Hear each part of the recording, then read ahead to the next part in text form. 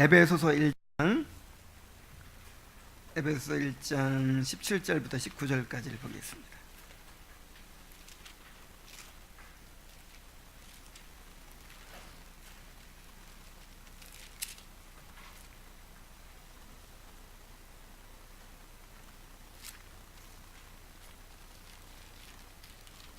함께 읽겠습니다. 시작. 우리 주 예수 그리스도의 하나님 영광의 아버지께서 지혜와 계시의 영을 너희에게 주사 하나님을 알게 하시고 너희 마음의 눈을 밝히사 그의 부르심의 소망이 무엇이며 성도 안에서 그 기업의 영광의 풍성함이 무엇이며 그 힘의 위력으로 역사하심을 따라 믿는 우리에게 베푸신 능력의 지극히 크심이 어떠한 것을 너희로 알게 하시기를 구하노라. 아멘. 지난 71문에서 죄인은 오직 믿음으로 의롭다 하심을 받는다고 했습니다. 우리가 오직 믿음으로 의롭다 하심을 받고 믿음으로 구원을 받습니다. 믿기만 하면 구원 받습니다. 그런데 그 믿음이 무엇이냐 하는 게 문제예요. 그냥 다 자기 나름대로 믿는다고 하고 그러면 다 믿음인 것이 아니고 성경에서 말하는 믿음이 있어요. 우리를 실제로 의롭게 하는 믿음, 구원받는 믿음이 있습니다. 그래서 먼저 믿음에 관한 잘못된 생각들을 살펴보고 성경이 말하는 진정으로 의롭게 하는 믿음이 무엇인지를 또 살펴보도록 하겠습니다. 자, 먼저 믿음에 대한 잘못된 생각들이 있어요. 우리가 구원의 믿음을 이야기할 때 구원의 믿음이 아닌 것을 한 세 가지 정도를 이야기합니다. 구원의 믿음이 아닌 것, 이것을 역사적인 믿음, 또 일시적인 믿음, 이적적인 믿음, 이렇게 세 가지를 얘기하는데 한번 봅시다. 자, 역사적인 믿음이 뭐냐면 이것을 지적인 동의라고 말해요. 지적인 동의. 마치 역사적 사실을 믿는 것처럼 진리를 지식적으로 깨닫고 인정하는데 머무르는 것입니다. 예를 들어서 예수님께서 우리의 구주십니다. 우리 십자가 달려 죽으셨습니다. 우리 죄를 위해서 십자가 달려 죽으셨습니다. 이것을 알고 또 인정까지 해요. 그러나 거기에 머무르는 거예요. 이것이 믿음의 중요한 요소가 되긴 하지만 이것만으로 믿음이라고 할 수가 없는 거예요. 지적 동의에 그치는 믿음. 나도 알아요. 나도 인정해요. 나도 그렇게 믿고 있어요. 예를 들어서 하나님이 계신 것을 믿습니다. 나는 하나님이 살아계신다고 믿습니다. 이 사람 구원 받나요? 이것만 가지고는 안 돼요. 하나님 살아계신 것을 믿는 거는 귀신들도 믿고 떤다고 그랬어요. 귀신들, 이단 사람들 다 믿어요. 이단들도. 이렇게 그 사실을 지적으로 동의하는 것이거든요. 이게 그러니까 믿음이라고 하는 것은 지적 동의 이상이에요. 내가 내가 지적으로 알고 인정하는 것에 내 자신을 거는 거예요. 던지는 거예요. 이것까지가 믿음인 거예요. 그러니까 알고 믿는다고는 하는데 나 예수님을 나의 주님으로 믿습니다.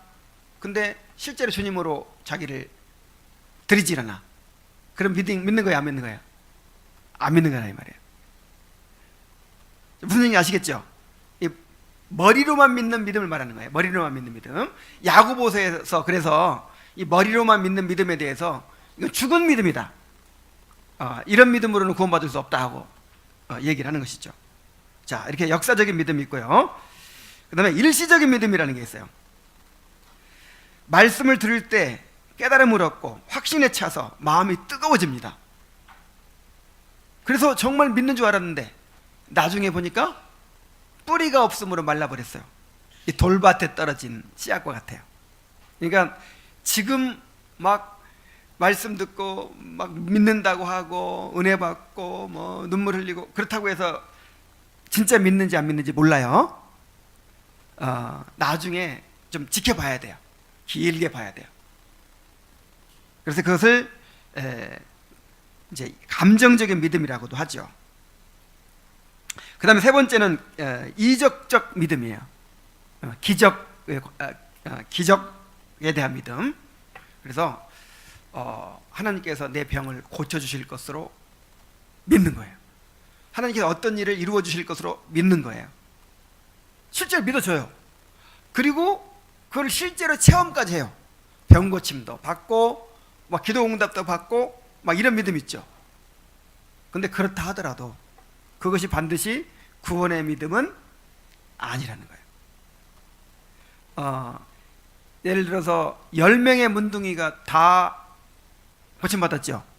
근데 그 가운데 한 명만이 돌아와서 구원을 받았어요. 그래서 수많은 사람들이 병 고침 받았지만 그 병 고침 받은 사람이 다 구원 받은 게 아니에요. 은사를 받았다 해도, 성령의 은사를 받았다고 해도 그것이 구원 받았다는 증거가 될 수가 없어요. 그래서 하나님께서 어떤 기적을 일으켜 주실 것이라고 믿는 믿음, 이것이 반드시 구원받는 믿음은 아니다 하는 것입니다.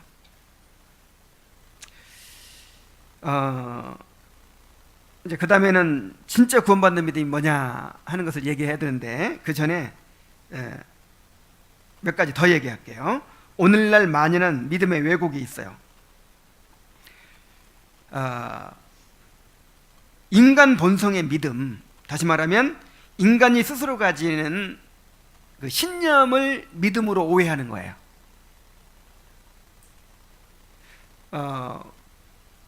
이런 인간 본성의 믿음이 있습니다. 인간이 가진 신념이 있어요. 예를 들어서 모든 사람이 안 된다고 얘기할 때 나는 된다고 확실히 믿고 뭔가 일을 추진해서 그 일을 성취해내고 이런 사람들 있죠. 이게 뭐예요? 신념이에요. 신념. 하나님이 주신 믿음일 수도 있지만 인간의 신념으로도 그런 일들이 얼마든지 일어나요. 예를 들어서 나는 천국 갈 것이라고 나는 확실히 믿고 있어요. 소위 이게 구원의 확신이라고 합시다. 자, 이런 구원의 확신도 신념이 워낙 강하다 보니까 그럴 수도 있어요. 그래서 믿음을 내가 믿어지는 게 믿음이지만 꼭 그것만이 아니라는 거예요. 믿어지는 건 내 신념으로도 믿어진다니까. 믿음은 영혼의 활동이에요. 영혼의 활동. 어떤 영적인 움직임이에요. 그래서 어떤 경우에는요, 확신이 있는데 믿음이 아닐 수도 있고, 확신도 없이 늘 두려워하고 막 그러는데 그게 믿음일 수도 있어요.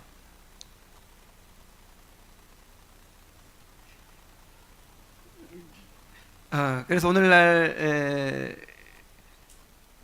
그 인간의 신념을 자꾸만 그 믿음과 혼동하고, 하나님 주신 믿음과 혼동하게 만드는 그런 가르침들이 있는데, 이걸 우리가 잘 분별해야 됩니다. 그 다음에 소위 믿음주의라는 게 있어요. 믿음주의. 내가 믿는 대로 된다는 거죠. 안 믿으면 안 되고, 믿으면 되고. 예를 들어서 조용기 목사님이 이제 설교할 때 그런 얘기를 해요.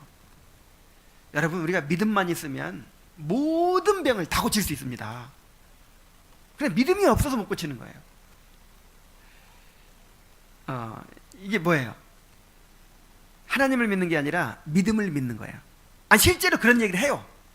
여러분, 믿음을 믿으세요 이래요. 왜냐하면 믿는 대로 되는 거니까. 요게 아주 이건 이방 그 이교적인 생각이에요. 이교적인 생각.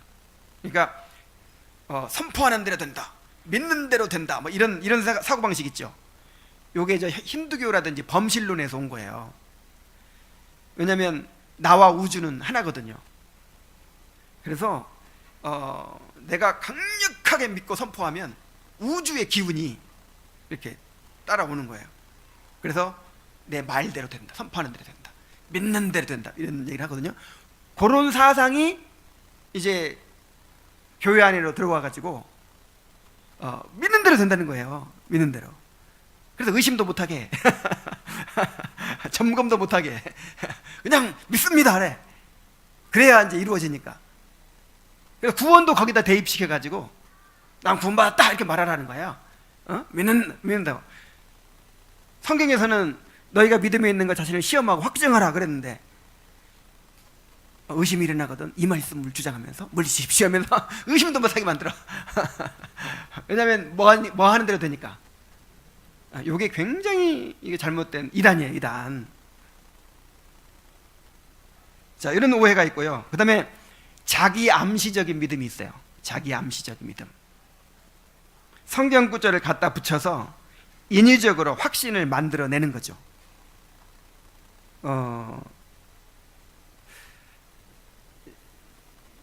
예를 들어서 뭐 좋은 구절을 이렇게 암송하면서 이렇게 마음에 드는 구절 있잖아요.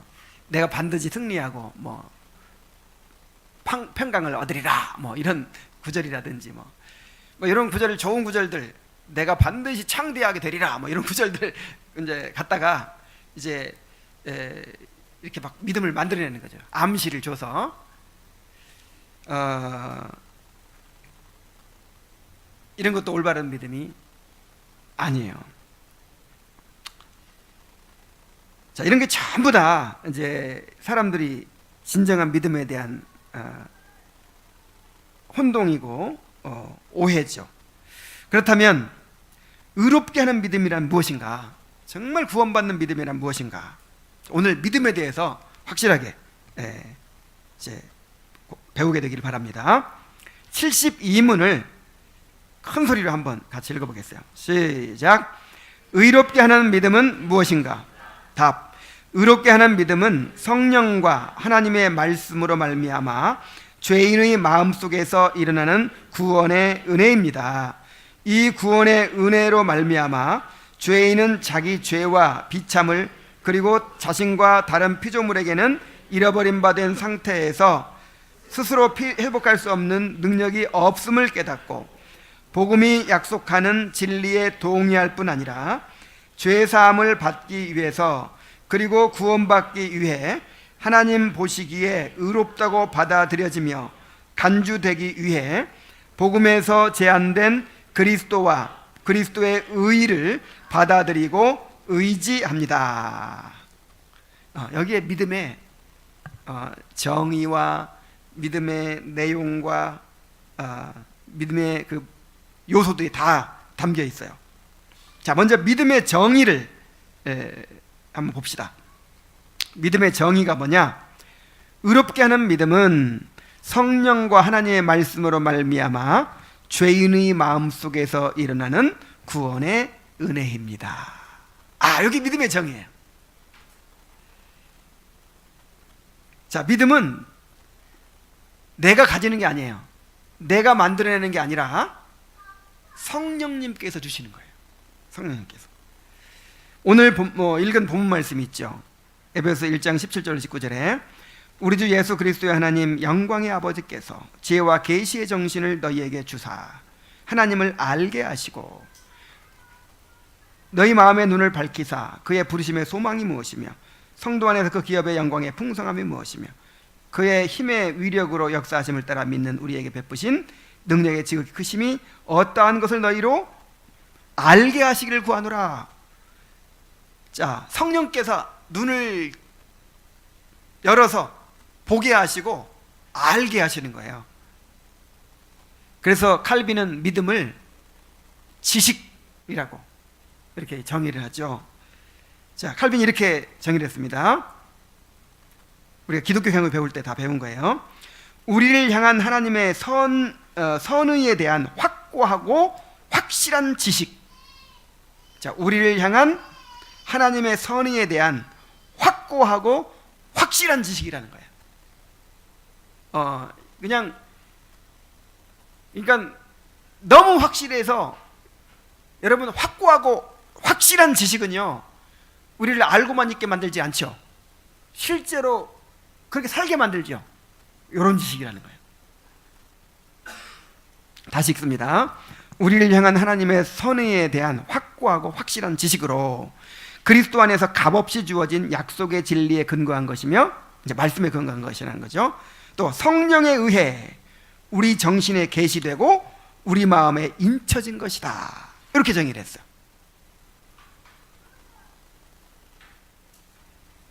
성령에 의해 우리 정신에 계시되고 우리 마음에 인쳐진 것이다. 그러니까 비슷하죠, 정의가. 의롭게 하는 믿음은 성령과 하나님의 말씀으로 말미암아 죄인의 마음 속에서 일어나는 구원의 은혜다. 자, 믿음은 성령님이 주시는 거예요. 성령님이. 근데 성령님이 믿음을 주실 때 무엇을 통해 주십니까? 말씀을 통해 주십니다. 그래서 믿음은 하나님의 말씀으로 말미암아 생겨납니다. 로마서 10장 14절 17절에 보면 그런즉 그들이 믿지 아니하는 자를 어찌 부르리요 듣지도 못한 이를 어찌 믿으리요 전파하는 자가 없이 어찌 들으리요 그러므로 믿음은 들음에서 나며 들음은 그리스도의 말씀으로 말미암았느니라. 자, 믿음은 어디서 난다? 말씀을 들음으로 난다. 그래서 전파하는 자가 없으면 들을 수 없고 들을 수 없으면 믿을 수 없다. 이런 논리를 지금 얘기하고 있는 거예요. 자, 말씀은 어디서 난다? 믿음은 어디서 난다? 말씀에서 납니다. 성령은 말씀을 통해서 우리 안에 믿음을 일으킵니다. 그래서 믿음은 결국 죄인의 마음속에서 일어나는 구원의 은혜라는 거예요.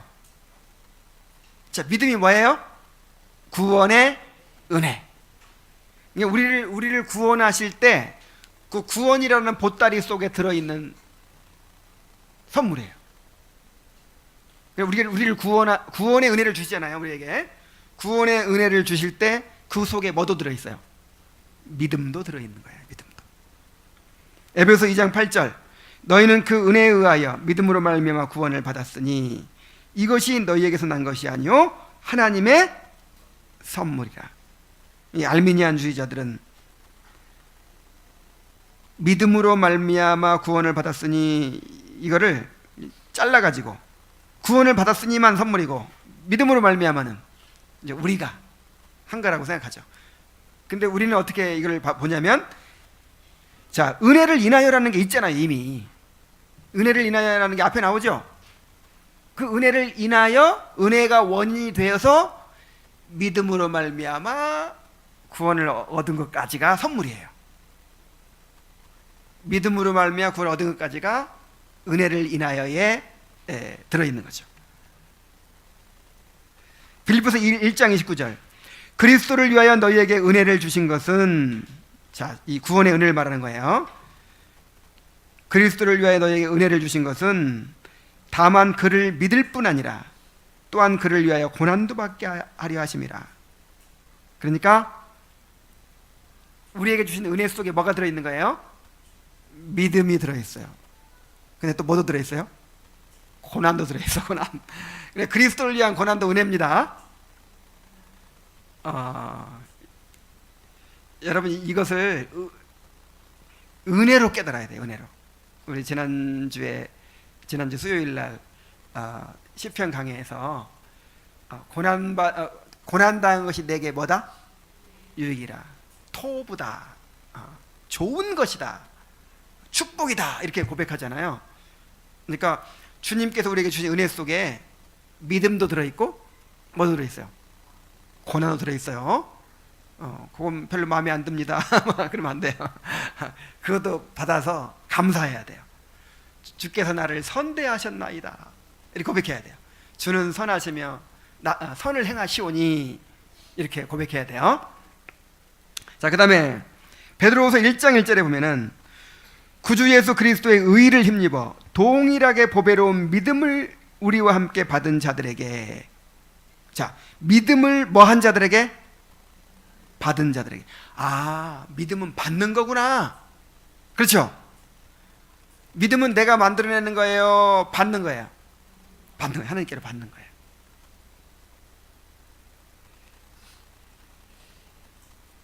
거예요. 그래서 믿음이 성령께서 말씀을 통해서 우리 마음속에 일으켜주시는 구원의 은혜다라는 사실을 기억하시기 바랍니다. 자, 다음으로 믿음의 요소를 말합니다. 믿음의 내용을 말합니다. 자, 믿음에는 전인격적인 요소가 포함이 됩니다. 이 구원의 은혜로 말미암아. 자, 이 구원의 은혜로 말미암아. 이 구원의 은혜가 뭐예요? 믿음. 믿음. 이 믿음으로 말미암아 죄인은 자기 죄와 비참을 그리고 자신과 다른 피조물들에게는 잃어버린 바 된 상태에서 스스로 회복할 수 없는 능력이 없음을 깨닫고 복음이 약속하는 진리에 동의할 뿐 아니라 그리고 구원받기 위해 하나님 보시기에 의롭다고 받아들여지며 간주되기 위해 복음에 제한된 그리스도와 그리스도의 의를 받아들이고 의지합니다. 그랬어요. 복잡한데 여기 깨닫고에 동그라미 치세요. 깨닫고. 그 다음에 동의할 뿐 아니라 할 때 동의에 동그라미 치시고, 그 다음에 끝에 받아들이고 의지합니다. 거기에 동그라미 치세요. 이 세 가지예요. 세 가지. 자, 깨닫는 거는 지성적인 요소예요.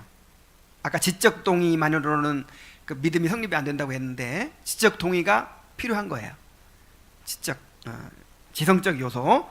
그 다음에 이 동의는 감정적 요소예요. 감정적 요소. 그리고 받아들이고 의지합니다. 이거는 의지적인 요소예요. 자, 봅시다. 하나씩. 자기 죄와 비참을 그리고 자신과 다른 피조물들에게는 잃어버린 바 된 상태에서 스스로 회복할 수 없는 능력이 없음을 깨닫고 그랬죠. 깨달아야 돼요. 알아야 돼요. 모르고는 믿을 수 없어요. 아니, 믿음의 은혜를 받으면요 깨달아져요. 이렇게 하나님께서 믿음을 넣어주시잖아요. 믿음을 넣어주시면 눈이 열리고요 깨달아져요. 그래서 성령께서 하나님께서 지혜와 계시의 영을 너희에게 주사 그러잖아요. 성령을 통해서 깨닫게 되는 거예요. 최소한 4가지를 깨닫게 돼요. 자신의 죄인된 상태를 깨닫게 돼요. 내가 죄인이구나. 그 다음에 자신의 비참을 깨닫게 돼요. 죄에 빠져있는 자신의 상태가 얼마나 비참한 것인지. 내가 장차 이제 지옥에 가게 될 때 이 땅에서 살아가는 것 자체가 그야말로 이 죄 가운데 노예로서 그렇게 살아가는 것이고, 또 이제 죄의 형벌이 있잖아요. 그래서 너무 비참한 거예요. 자신의 비참을 깨달아야 돼요. 그 다음에 또 무엇을 깨달아야 됩니까? 이러한 죄와 비참으로부터 스스로 구원해낼 수 없다는, 스스로 구원받을 수 없다는 사실을 깨닫는 것이죠. 자신의 무능을 깨닫는 거예요. 전적인 무능을. 자, 그 다음에 이제 뭘 깨달아야 돼요? 전능하신 하나님 외에 자신을 죄와 비참으로부터 구원할 자는 없다라는 사실. 우리 주님밖에 나를 구원할 리가 없다. 이걸 깨닫는 거죠. 내 죄를 깨닫고 나의 비참의 상태를 깨닫고, 그 다음에 거기서 내가 스스로 벗어날 수 없는 그 절망의 상태를 깨닫고, 그리고 주님께서 나를 위해서 행하신 일을 알고 주님만이 나를 구원해 주실 수 있다는 것을 이제 깨닫게 되는 것이죠. 자, 여기에 멈추면 믿음이에요, 아니에요? 아니란 말이에요. 지식적인 믿음이에요. 지식적인 믿음. 예수님이 나를 위해 십자가 달려 죽으신 것을 믿습니다. 진짜 믿어도 이건 믿음이 아니에요. 지식적인 믿음, 죽은 믿음. 자, 그 다음에 뭐가 필요합니까? 복음이 약속하는 진리에 동의할 뿐 아니라 그랬죠. 복음이 약속하는 진리에 어떻게 하라고요? 동의하는 거예요. 찬동하는 거예요. 정말 그렇구나. 정말 그렇게 정말 느끼는 거예요.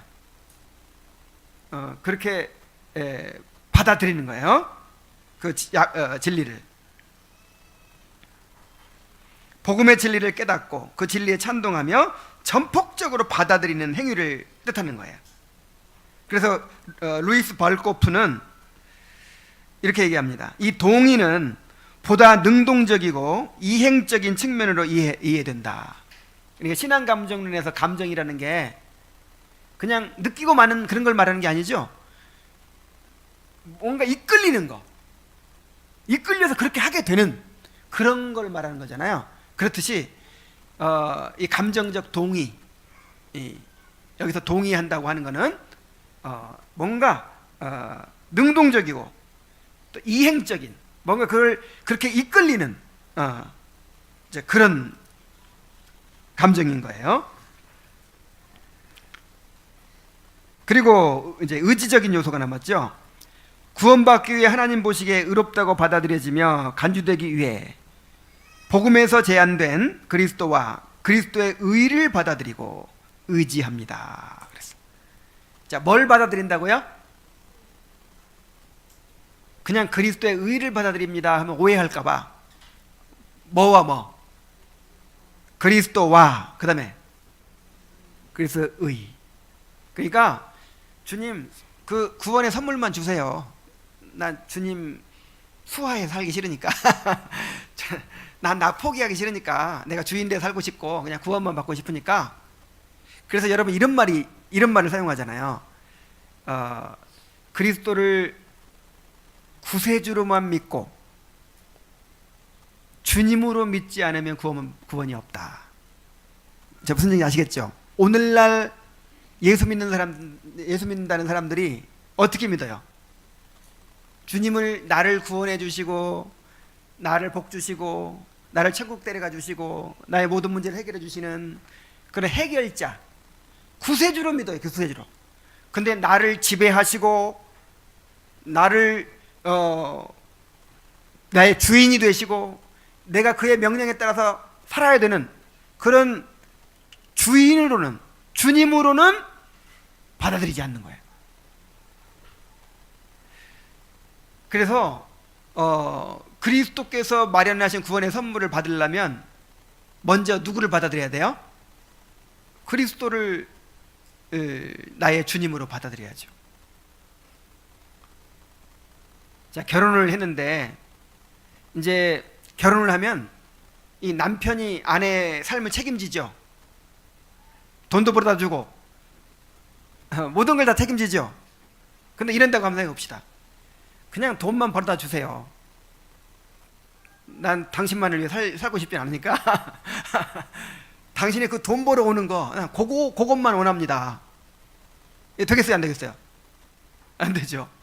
아니, 나를 책임지게 만들려면 내가 그를 위해 살아야죠. 이제 딴 남자들 다 이제 포기하고 이제 오직 이 한 사람만을 위해 살아야죠.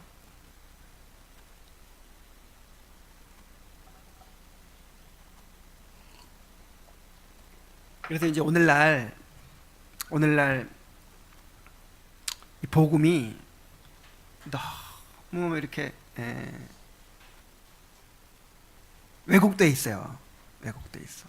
그래서 영적 기도만 해도 구원받죠? 영적 기도만 해도 구원받아요. 그냥 믿는다고만 하면 구원받아요. 믿는다고만 하면.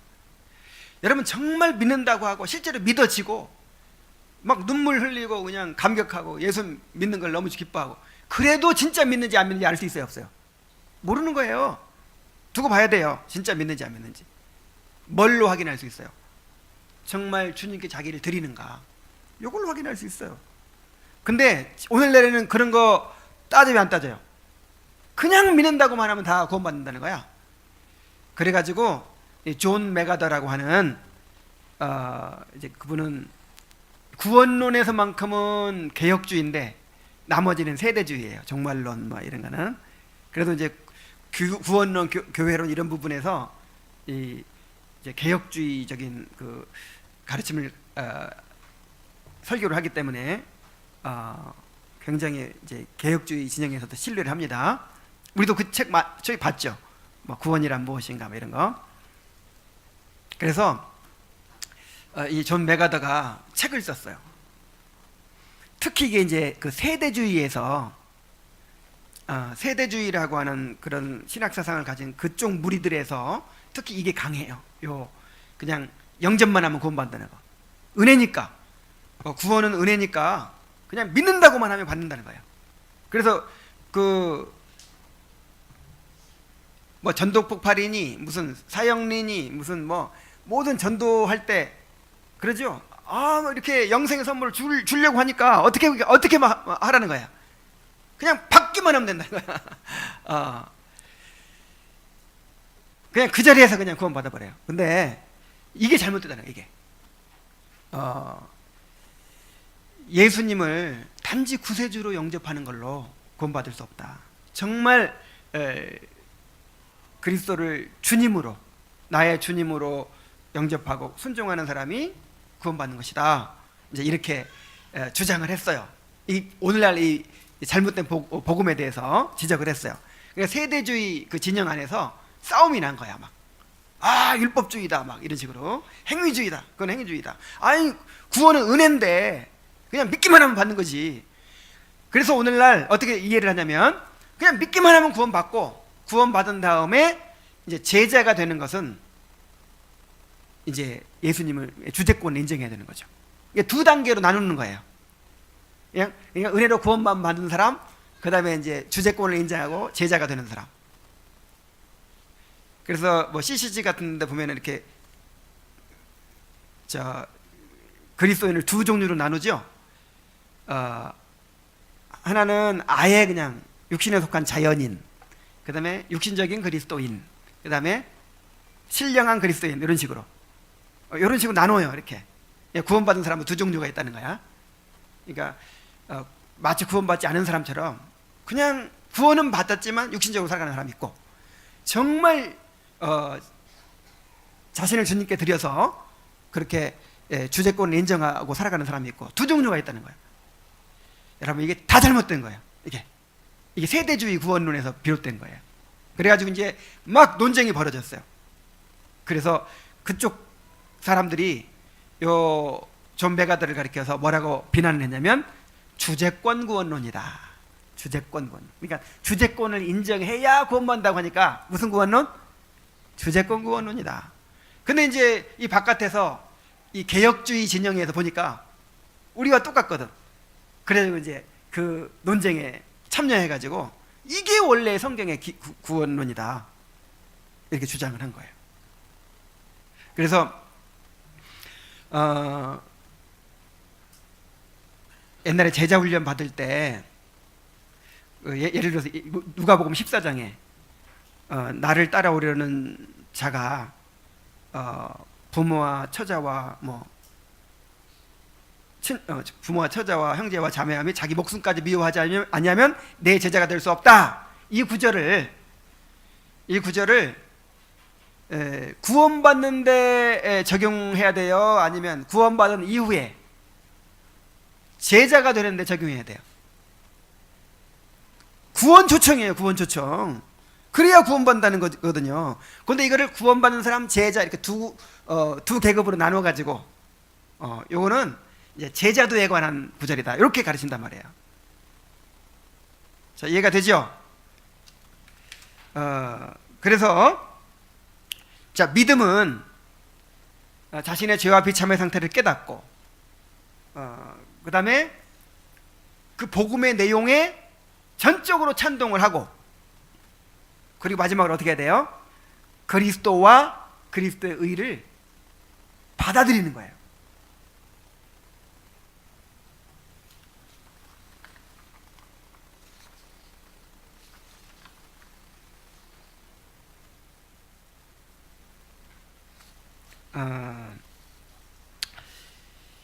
자, 루이스 벌거프의 말을 제가 한번 인용을 할게요. 이것은 믿음의 정수이다. 믿음은 지성의 문제 혹은 지성과 감정의 복합적 문제라기보다는 오히려 영혼의 방향을 결정하는 의지의 문제요, 대상으로 다가가서 이를 획득하는 인간의 행위이다. 의지적 요소는 그리스도를 구세주와 주님으로서 인격적으로 신뢰하는 것이며, 허물 많고 타락된 영혼이 그리스도에게 복속하고 그리스도를 용서와 영적인 생명의 근원으로 받아들이는 것을 포함한다. 특별히 이 신뢰에는, 이거는 이제 안토니오 후쿠마가 한 얘기인데, 특별히 이 신뢰에는 순종이 또한 포함된다는 것을 첨가시켜야 한다. 즉, 믿음은 그리스도의 왕국에서 순종하는 섬김으로 가야만 하기에 야고보의 말처럼 행함이 없는 믿음은 죽은 것이다.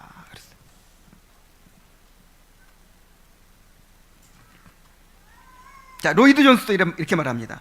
또한 거기서 멈추는 것이 아니라 나 자신을 하나님 앞에서 철저하게 헌신하는 것이다. 헌신하는 것이야말로 진정한 믿음을 전제로 하는 것이기 때문이다 그랬어요. 그러니까 구원받고 나서 헌신하는 단계가 있는 거예요? 아니면 구원받을 때 헌신하는 거예요? 구원받을 때 나 자신을 주님께 드리는 거예요. 물론 이제 불완전하지만 그렇게 하기로 결단하고 그렇게 살아가는 거예요.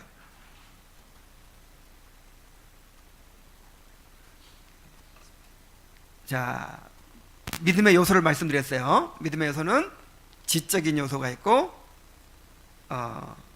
또 그러니까 지적인 요소가 있기 때문에 아무것도 모르는 사람은 믿는 거 아니에요. 알아야 돼. 특히 뭘 알아야 돼요? 자신의 죄와 비참의 상태, 그리고 복음의 내용을 알아야죠. 그리고 이제 감정적인 동의가 있어야 되고, 동의와 찬동이 있어야 되고, 그 다음에 의지적인 신뢰가 있어야 되는 거죠. 나를 주님께 맡기는 거죠.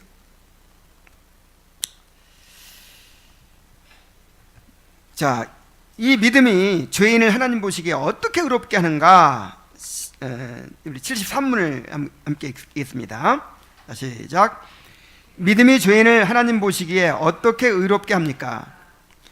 믿음이 죄인을 하나님 보시기에 의롭게 하는 것은 믿음에 항상 따르는 다른 은혜들이나 믿음의 열매인 선행 때문이 아닙니다. 또 믿음의 은혜 자체나 믿음에서 나오는 어떤 행위가 의롭다함을 위해 죄인에게 돌려지기 때문도 아닙니다.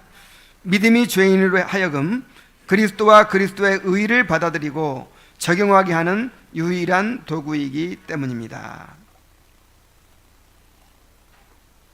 자, 제가 이렇게 믿음을 설명한 것은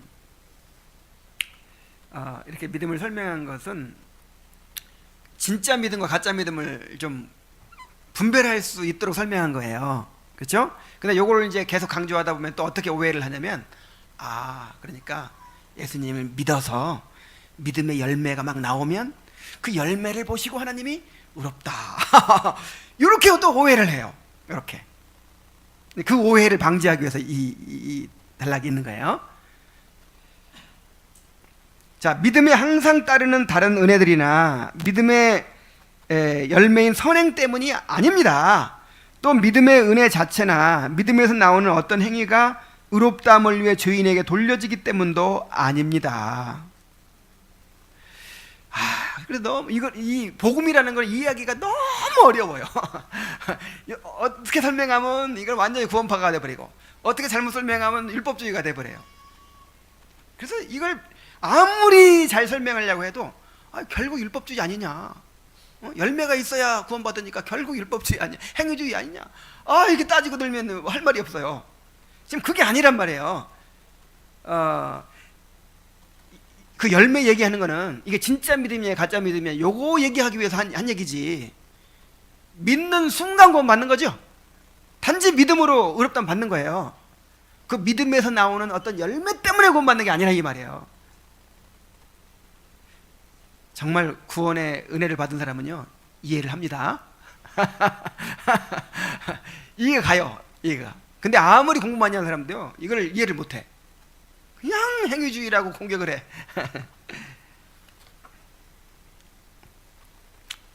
자, 믿음에 항상 따르는 다른 은혜들이나 믿음의 열매인 선행 때문이 아니라 그랬는데, 갈라디아서 3장 11절에 보면은 또 하나님 앞에서 아무도 율법으로 말미암아 의롭게 되지 못할 것이 분명하니 이는 의인은 믿음으로 살리라 하였습니다. 로마서 3장 28절에 그러므로 사람이 의롭다 하심을 받는 것은 율법의 행위에 있지 않고 믿음으로 되는 줄 우리가 인정하노라. 그 율법에서 믿음에서 나온 어떤 열매 보고 의롭다 그러는 게 아니에요. 절대로. 그냥 믿으면 구원이에요. 근데 그 믿음이 진짜냐 가짜냐 이것이 문제지. 참된 믿음으로 우리가 믿기만 하면 의롭다 받는 거예요. 또 믿음의 은혜 자체나 믿음에서 나오는 어떤 행위가 의롭다함을 위해 죄인들에게 돌려지기 때문도 아닙니다. 그렇다고 해서 믿는 것이 공로가 되는 것도 아니야. 너 믿었으니까 구원해줄게, 이게 아니야. 그 믿음 자체가 하나님께 의롭다함을 받을 만한 어떤 자격이 되는 것이 아니에요. 믿음도 선물인데, 믿음도 선물인데, 그래서 나는 믿었기 때문에 구원받았습니다. 이게 잘못된 말이에요.